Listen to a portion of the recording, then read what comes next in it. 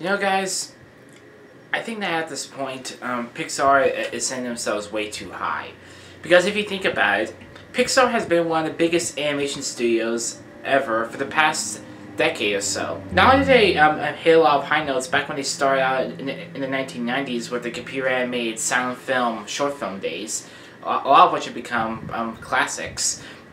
But also when they made the foray into animation, computer-animated filmmaking and revolutionized the genre altogether, it wasn't hard to see that these guys would make some of the most visually arresting, but also emotionally enjoyable toy entertainments you would find in theaters nowadays. From Toy Story to Monsters Inc., from Inside Out all the way to Brave, and even all their films have basically been knocking it out of the park almost once, except for Cars 3. And for that reason, Pixar has a high bar because not only Pixar hasn't had a lot of high notes in all their movies, but the thing is, the films have a lot in common: emotional storytelling, great characters, fantastic voice acting, especially in Inside Out, which came out in 2015. And a lot of the films have stood the test of time and still hold up as classics of the animation genre altogether. However, there have been at least 3 movies that have not stood the test of time for Pixar, and that is the Cars trilogy. Now, the first Cars film came out in 2006.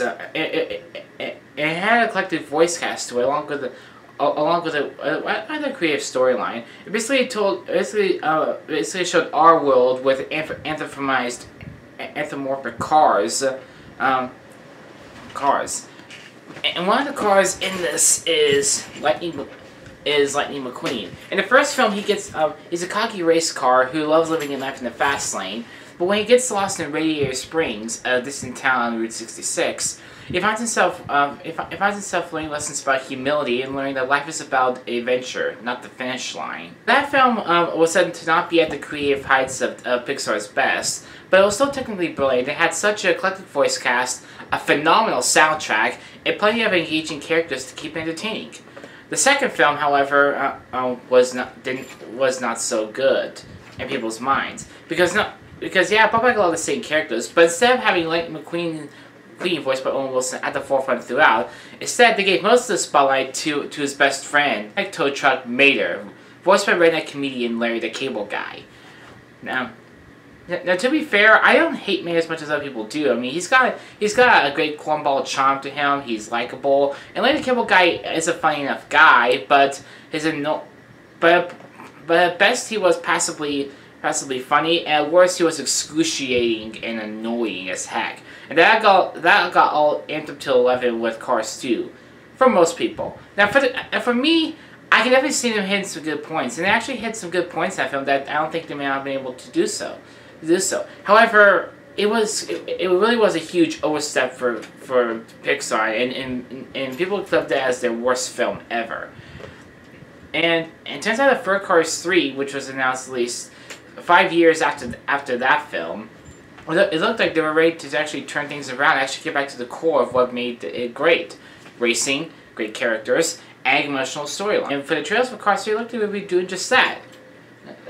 Now, for the story of this film, it was basically about Lightning McQueen's golden years starting to catch up with him as more newer racers are entering the circuit. One of them is Jackson Storm, an extremely high-tech racer who's part of the next generation of racing, as he's a high-tech race car infused with all the latest technology to make him faster, sleeker, and much more durable on a racetrack.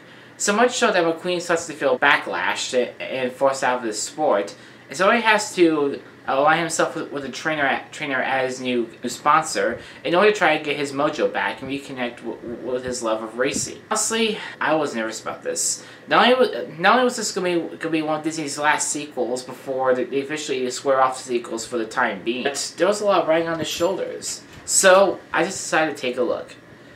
So what we get with Cars 3. Well, guys, I'm going to be honest with you. I wanted to actually film this while driving in my car to kind of sell a little bit better, even though I couldn't. However, I will say this. Cars 3 is definitely the best Pixar film in the Cars franchise, and it definitely breathes some creative and even fresh life into the story, into a trilogy. It only seems stalled after this film for a long time, but also it definitely shows that the filmmakers are finally recreated with what they love, racing. Now I'm not gonna say this is still among the creative heights of Pixar. They still have a high bar that these Cars films will never reach. But in terms of the Cars films, it's a good film. It's a good enough film that will satisfy. So let's start with the characters, which have been the main crux about this film. Now once again, you have all the voice cast back. You got Owen Wilson as Lightning McQueen, Larry the Cable Guy as Mater, Sally Bonnie Hunt as Sally. Basically, the whole Radio Springs cast, and we also have the other new cast where we have Armie Hammer from The Man from Uncle as Jackson Storm. Thank God. Thank God. And it does bring a good smarmy arrogance, reminiscent of Owen Wilson when he played McQueen in the first film. And it's basically, and we also have McQueen's new trainer, Cruz Ramirez, played by Cristela Alonso, Aladdin actress and comedian who has her own show, and she actually does a good job with the role that she's given. And last but not least, we also have Nathan Fillion, who plays McQueen's new sponsor, Sterling, the one who believes that McQueen should hang up his tires. Now it seems quite a collective voice cast, and while it definitely seems like the Radio Springs cast is kind of underutilized in the best way, they do fulfill their roles pretty well, and new characters do equip themselves pretty well, even if Nathan Fillion can sometimes look like the rich villain, and Jackson Storm can kind of look like the arrogant villain. One the same, when you say. I will say this: the best new character is obviously Cruz Ramirez, because she actually has some reminiscence of McQueen.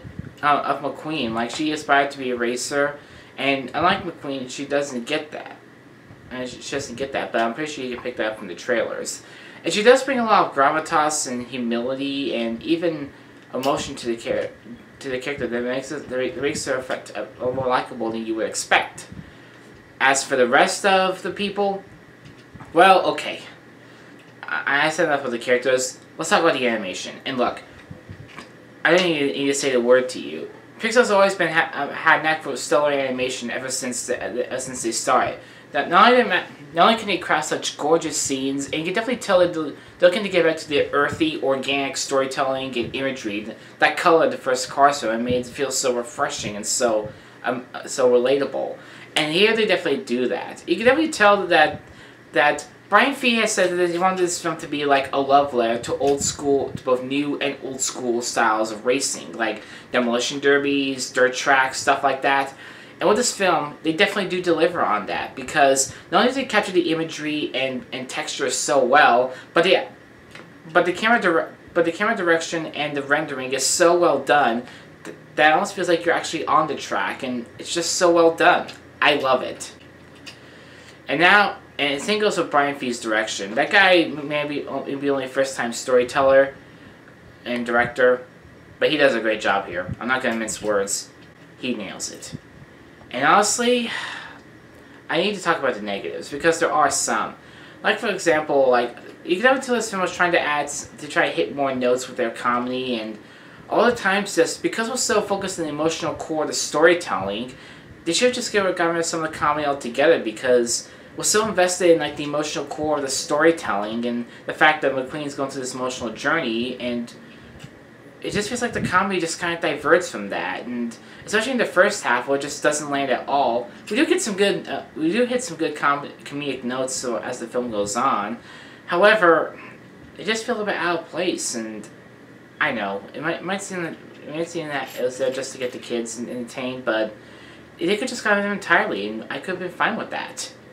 And honestly, I think some of the characters here get a little bit underutilized. Like, we don't get much backstory to Jackson Storm and how exactly he is imbued with the latest technology, or we don't get a lot of scenes of him actually training a lot or doing a lot to prepare for the race or anything, or we don't see any self-awareness that he knows that all he claims for is McQueen to retire, but he doesn't show any actual conflict over whether or not he can actually beat McQueen.